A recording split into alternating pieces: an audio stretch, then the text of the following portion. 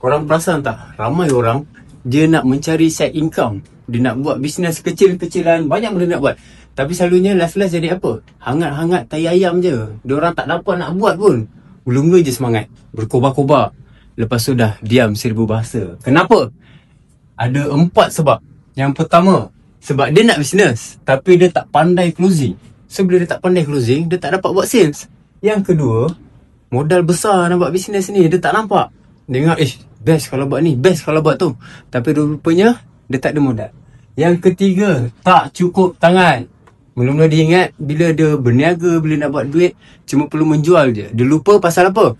Pasal penghantaran, pasal nak kena beli stok, pasal nak kena kumpul modal, pasal nak kena ada tempat untuk simpan kita punya stok.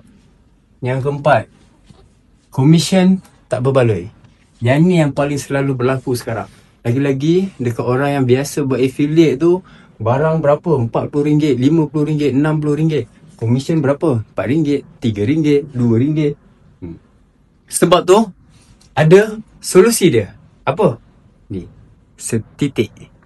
Setitik ni adalah solusi untuk siapa yang nak buat side hustle yang sangat-sangat berbaloi. Dan setitik ni dia dah membantu settlekan 4 masalah ni. Tak pandai closing, jangan risau. Setitik ni korang tak payah closing. Korang share je link.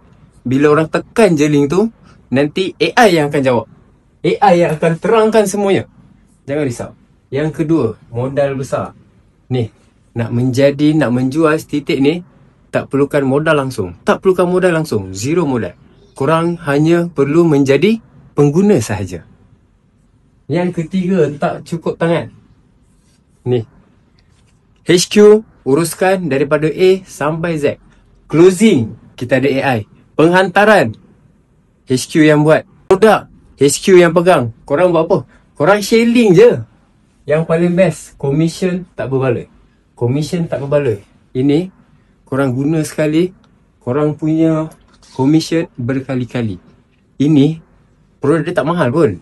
Sama je dengan harga market dekat luar sana. Sebotol ni harga dia RM30.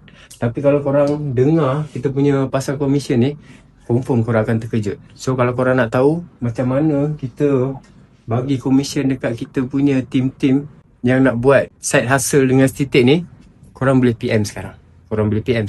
Nanti kita akan share daripada A sampai Z. Setitik.